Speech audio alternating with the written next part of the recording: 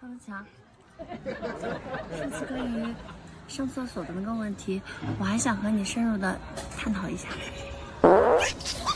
就是上完厕所，你们是怎么用手擦屁股的呀？我真的是很好奇，你不给我说，我睡不着觉。我们卫生间里面有一桶水，大大的，大大的一桶水。对，旁边，还有一个小小的杯子。杯子？对，喝水的杯子吗？不是不是不是不